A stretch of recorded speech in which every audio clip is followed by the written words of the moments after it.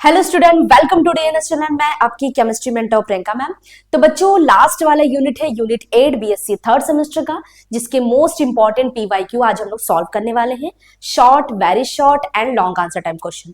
तो मैं इसका प्लेलिस्ट जो आपका है यूनिट 1 से लेकर यूनिट 7 तक, आई होप आप इसको अच्छे से देखे हैं, आपको बहुत ज्यादा हेल्पफुल रहा होगा उन सारे क्वेश्चन में। तो चलिए, मैं मान के चलिए कि यूनिट 8 वाला भी आप पढ़ कर आए हैं, जिसका नाम है inorganic spectroscopy and magnetism.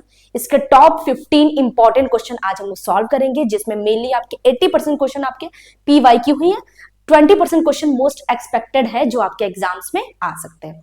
Okay, चलिए स्टार्ट कर देते हैं। उसके बाद में जो हर बार आपको बताती हूँ, इसका जो पीडीएफ अगर आपको चाहिए होगा, क्योंकि इसका वीडियो सॉल्यूशन तो आप देख लेंगे, कॉपी पे नोट भी कर लिए, हो सकता है कुछ बच्चे नोट नहीं कर पाए, तो इसका वीडियो सॉल्यूशन का जो पीडीएफ है वो आपको डीएनएस एजुकेयर ऐप के स्टडी मटेरियल वाले सेक्शन पे आपको मिल जाएगा, वहां से डाउनलोड कर सकते हैं, बिल्कुल फ्री है। Okay, very short answer type question में, व्हाट इज इलेक्ट्रोमैग्नेटिज्म स्पेक्ट्रम। बार बार क्यों चेंज हो जाता है। चलो जल्दी से बता दो फर्स्ट क्वेश्चन। इस बार आप सारे क्वेश्चन खुद से ही सॉल्व करेंगे, थोड़ा सा मैं आपको हेल्प करूंगी। क्या होगा? What is electromagnetism spectrum. ठीक, तो हम लोग इसको ये बोल सकते हैं, इलेक्ट्रोमैग्नेटिक स्पेक्ट्रम जो आता है वो इलेक्ट्रोमैग्नेटिक रेज से आता है। तो इसका आंसर हो जाएगा इलेक्ट्रोमैग्नेटिक रेडिएशन। ठीक है, are shown in any complex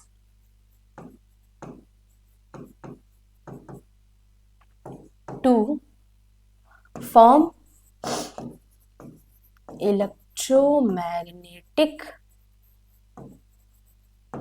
spectrum. Is that clear? ठीक, पूछ रहा है, ये सिंपल क्वेश्चन है, पीवाईक्यू में आया हुआ है, तो बहुत ज्यादा इसमें डिटेल में तो नहीं जाऊंगी, 1 मार्क्स का क्वेश्चन है। Next question, why do compounds of transition metals coloured complex क्यों देता है, इसका क्या रीजन? जल्दी से बताओ इसका आंसर। हाँ, बिल्कुल सही, इसका जो आंसर होगा वो होगा ड्यू टू डीडी ट्रांजिशन। ठीक, ऐसे ऐसे लिख सकते हैं हम लोग, compounds are coloured due to d transition. ऐसा नहीं है कि डी ट्रांजिशन की वजह से ही कलर देता है, और भी बहुत सारे रीजंस है, पर मेनली इस चैप्टर में आपको डी ट्रांजिशन ही दिखेगा। तो D transition in metal complexes. ठीक, तो मेटल कॉम्प्लेक्स में अगर आपको डी ट्रांजिशन दिख रहा है, then we all show coloured complexes. ठीक, क्लियर है? चलते नेक्स्ट क्वेश्चन पे फटाफट। व्हाट इज इलेक्ट्रॉनिक ट्रांजिशन, क्या होता है? तो इलेक्ट्रॉनिक ट्रांजिशन होता है इलेक्ट्रॉन का ट्रांजिशन, सिंपल। तो एक काम करते हैं ना, एक हम लोग बनाते हैं ऐसे डी ऑर्बिटल। ठीक, यहाँ पे फिर से दिखा दो, 2 यहाँ पे 3, एक इलेक्ट्रॉन को दिखा दो, तो ये इलेक्ट्रॉन जंप करके ऊपर जाएगा यहाँ पे। तो ये जो ट्रांजिशन हो रहा है इलेक्ट्रॉन का, डी ट्रांजिशन, इसे ही हम लोग क्या बोलते हैं? Electronic transition. यानी इलेक्ट्रॉनिक ट्रांजिशन का ही पार्ट होता है डी ट्रांजिशन। तो D transition, electronic transition, clear है? इलेक्ट्रॉनिक ट्रांजिशन का ही पार्ट है। अरे भाई, इलेक्ट्रॉन ही तो ट्रांजिशन करेगा, तो इसी का ही पार्ट डी ट्रांजिशन हो गया, चार्ज ट्रांसफर कॉम्प्लेक्स हो गया, ये सारे आपके हैं। क्लियर है?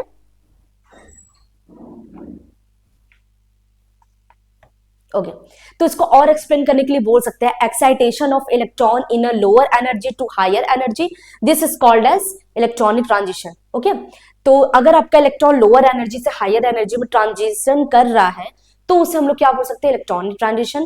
That is for example for d transition. Okay, चलो चलते हैं नेक्स्ट क्वेश्चन पे। Which type of electronic transition are found in carbonyl compound. अब देखो, कार्बोनिल कंपाउंड यानी कार्बोनिल, ये आपका होता है कार्बोनिल। ठीक है, थोड़ा सा मैं ऊपर बना दूं इसको। आपको यहाँ पे क्या दिख रहा है? सिग्मा इलेक्ट्रॉन दिख रहा है, 2 पाई इलेक्ट्रॉन्स है। ठीक, पाई इलेक्ट्रॉन्स है, और आपके पास क्या है? यहाँ पे ऑक्सीजन के पास है लोन पेयर ऑफ इलेक्ट्रॉन। थोड़ा इसको सही से बनाते हैं, थोड़ा बड़े में बनाते हैं।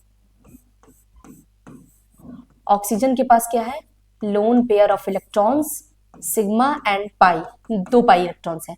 तो यहाँ पे क्या हो सकता है, सिग्मा इलेक्ट्रॉन आता है, फिर आपका पाई इलेक्ट्रॉन आता है, फिर आपका नॉन बॉन्डिंग आता है, नॉन बॉन्डिंग इलेक्ट्रॉन्स, फिर आपका आता है बीच में ऐसा ट्रांजिशन स्टेट, फिर आपका आता है क्या, नॉन बॉन्डिंग, फिर आपका आता है पाई स्टार, फिर आपका आता है सिग्मा स्टार। जितना सिग्मा नीचे उतना सिग्मा स्टार ऊपर रहेगा।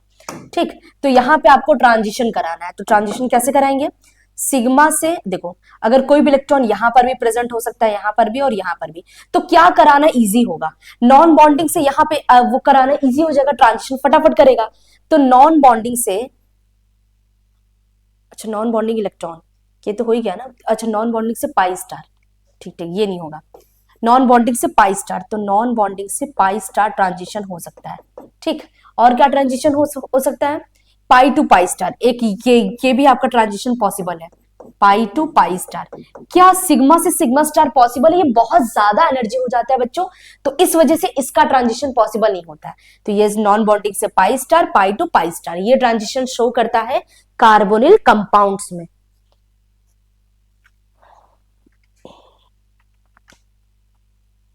ओके, चले आगे, चलते नेक्स्ट क्वेश्चन पे, क्या बोल रहा है, what is the geometry of, देखो ज्योमेट्री पता करने के लिए मुझे पता करना होगा कोऑर्डिनेशन नंबर कितना है, तो कोऑर्डिनेशन नंबर ये निकाल लो, सारे आपके H2O मोनोडेंटेड लिगेंड है, तो इसका तो सीधा सीधा आंसर है कोऑर्डिनेशन नंबर 6, कोऑर्डिनेशन नंबर 6 रहेगा, तो इसका हो जाएगा ऑक्टाहेड्रल। होगा कि नहीं होगा, मैं आपको पढ़ाई हूँ पिछले वाले वो क्लास में एक फ्लो चार्ट बनाई थी, तो ऑक्टाहेड्रल, टाइटेनियम को बीच में रख दो,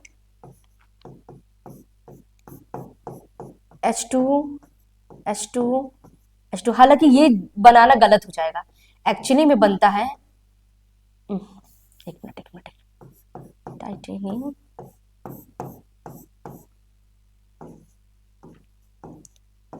H2 ऐसे लिखा करो।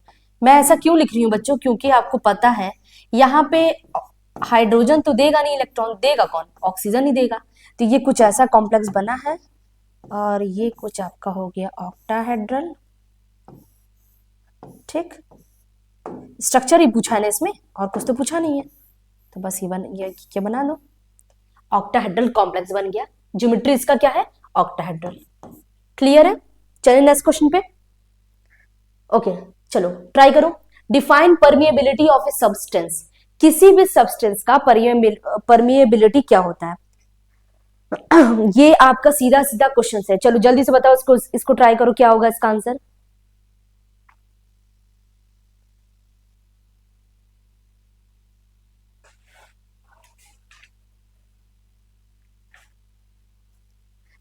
चलो, तो इसको आपको सीधा फॉर्मूला लिखना है, mu equal to B upon H. तो जो परमिएबिलिटी होता है, ये परमिएबिलिटी हम लोग सॉल्व करते हैं कहां से, permeability of any substance is ratio of हो जाएगा इसमें बी एंड एक्स, तो आपका एक सेकेंड, हाँ ठीक, बी एन एक्स, तो ये आपका हो जाएगा डेंसिटी फ्लक्स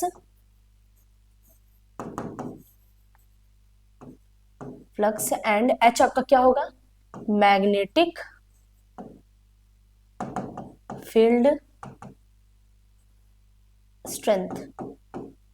इसका जो रेशियो होता है वही आपका क्या होता है, permeability of any substance.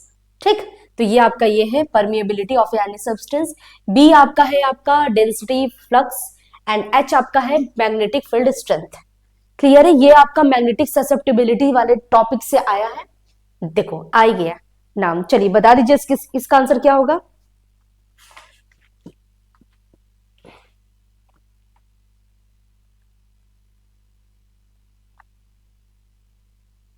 Okay, तो इसका हो जाएगा मैग्नेटिक ससेप्टिबिलिटी के आई अपॉन एच। ठीक, आई आपका क्या है, मैग्नेटाइजेशन,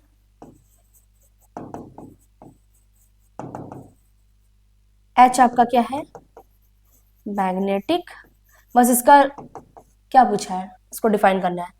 तो ये जो मैग्नेटिक ससेप्टेबिलिटी होता है वो रेशियो होता है magnetization and magnetic field strength का रेशियो, मैग्नेटिक फील्ड स्ट्रेंथ।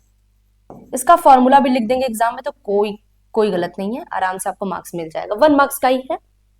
चले आगे, चलो चलते हैं next question, what is curies law.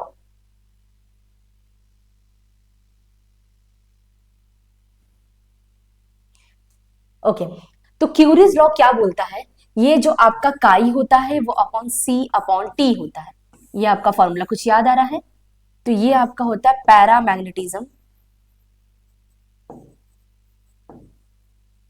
Magnetism होता है, टी आपका टेम्परेचर होता है,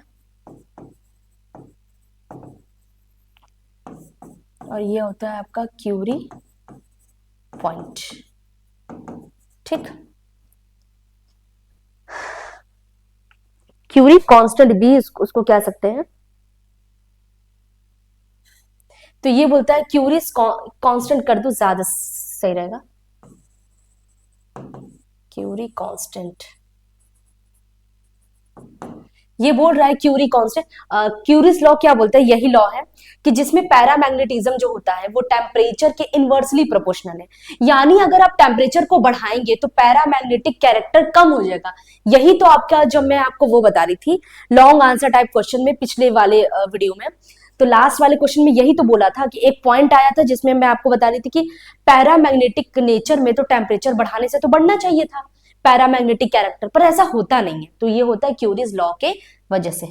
चलते हैं नेक्स्ट क्वेश्चन पे, short answer type question, what are selection rule. Selection rule पहले होता क्या है, क्यों पढ़ते हैं सिलेक्शन रूल, तो सिलेक्शन रूल ये बताता है कि आपका कोई भी कॉम्प्लेक्स कितना ज्यादा कलर शो करेगा, ये बताता है। ठीक है, तो कलर को शो करने के लिए हम लोग को अलग अलग सिलेक्शन रूल पढ़ना पड़ता है, एक्सपीरियंस स्प्रिंग। अब देखो सिलेक्शन रूल आपका होता है 2 टाइप्स का, आपका जो सिलेक्शन रूल होता है, इसको मैं पहले समझा दे रही हूँ, वो सब कुछ आपको थ्योरी में मिल जाएगा। ठीक है, 2 टाइप्स का, एक होता है डेल्टा एस इक्वल टू 0, एक होता है delta L equal two plus minus 1। बोल रहा है कि आपका जब भी आप सिलेक्शन रूल में चेक करें, अगर दोनों फॉलो करेगा, देखो selection rule spin selection rule होता है, एक होता है लेपोर्टे सिलेक्शन रूल। क्या होता है, spin selection rule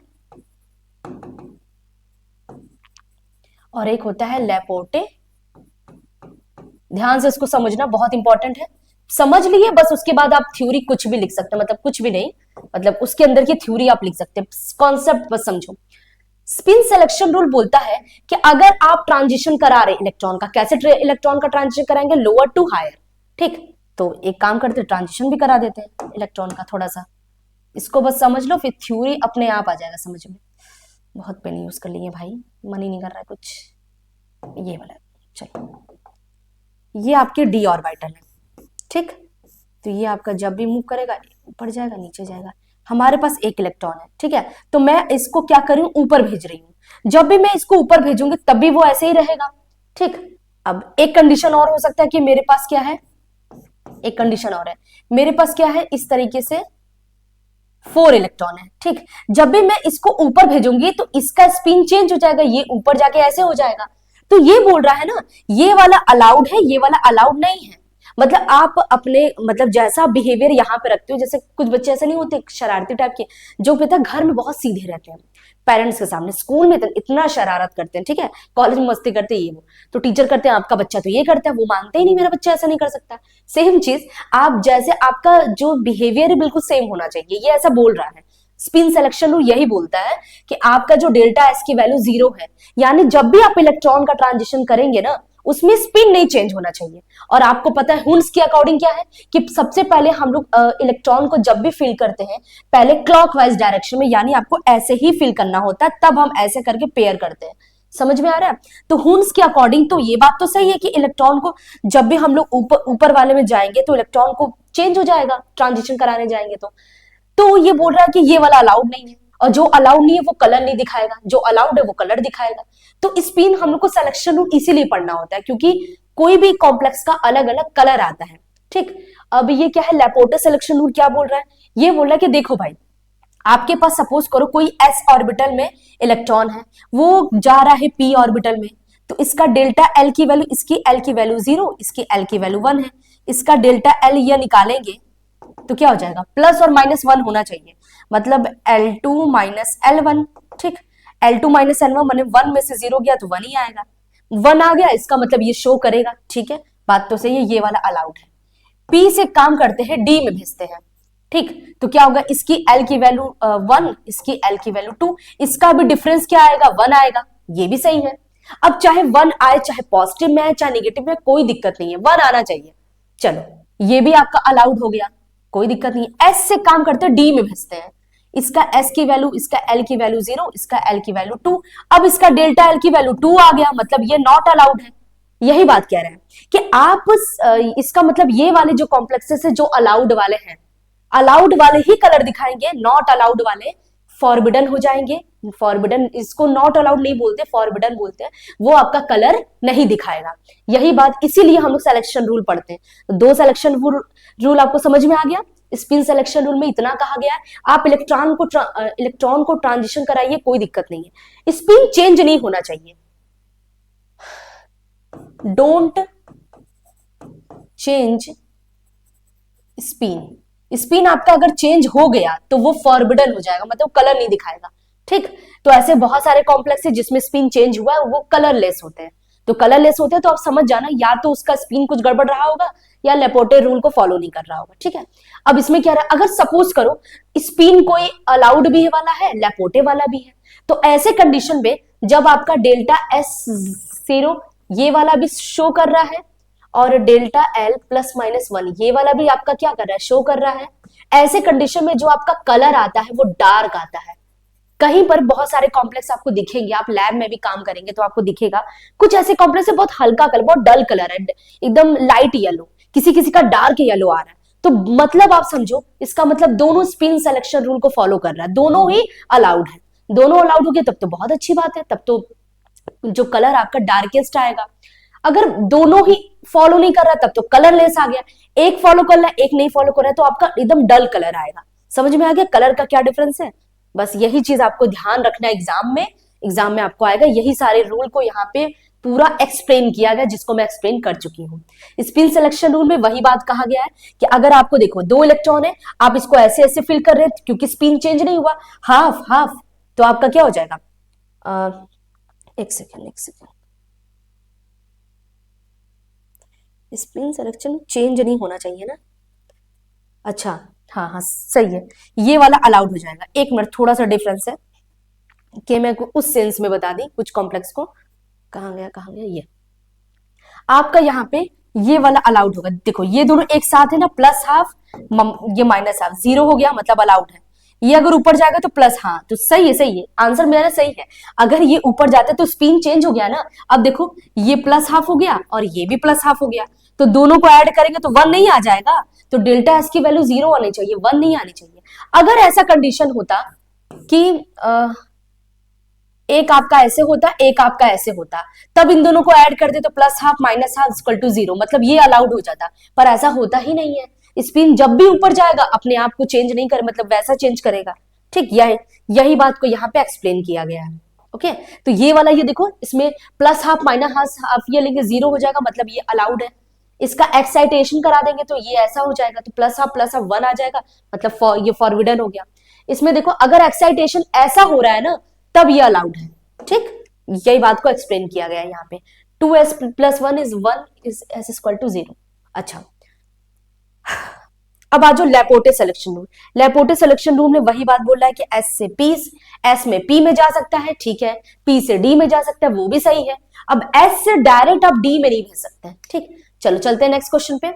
what is spectrochemical series, आपका बहुत इंपॉर्टेंट क्वेश्चन है, कई बार एग्जाम में आ चुका है। एक्सप्लेन भी करना, साथ में ये भी बताना है कि F एंड G फैक्टर्स आपके क्या है। F एंड G, एक minute,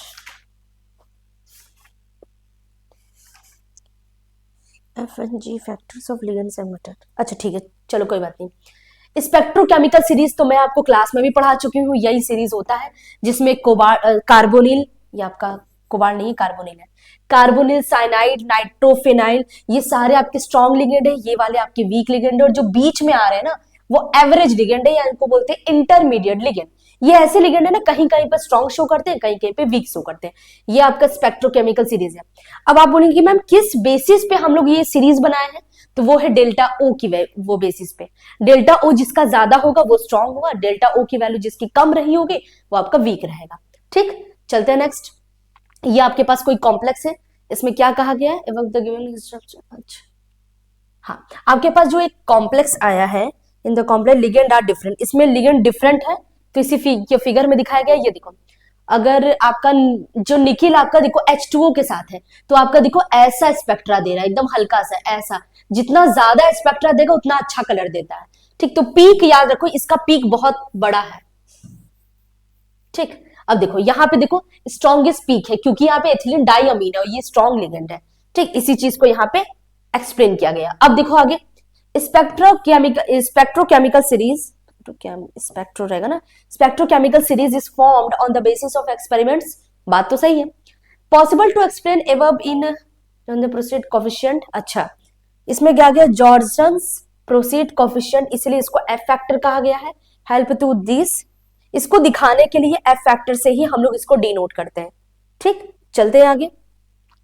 where delta O is crystal field energy, पता है एफ लिगेंड या एफ फैक्टर ऑफ लिगेंड है। जी आयन का मतलब फैक्टर ऑफ लिगेंड्स है। ठीक, तो इनका अलग अलग आपको वैल्यू दिया गया है, इसको याद करने की जरूरत नहीं है, स्पेक्ट्रोकेमिकल सीरीज ही लिख देना काफी है। पूरा याद करने जाएंगे तो आपको बहुत ज्यादा हो जाएगा।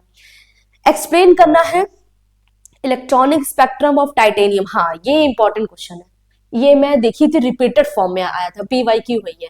ठीक, रिपीटेड फॉर्म में आया था।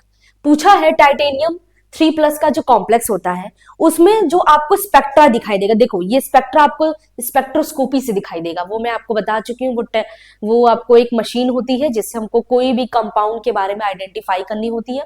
जैसे आपके पास आधार कार्ड होता है, वैसे वो मशीन होती है जिसमें किसी भी कंपाउंड का पूरा डाटा निकाल देता है। तो वो जब स्पेक्ट्रा दिखाता है ना, सेम टू सेम ऐसा स्पेक्ट्रा आता है, ये कुछ इस टाइप का पीक आता है। तो वो पीक आपको बस एक्सप्लेन करना है क्या है।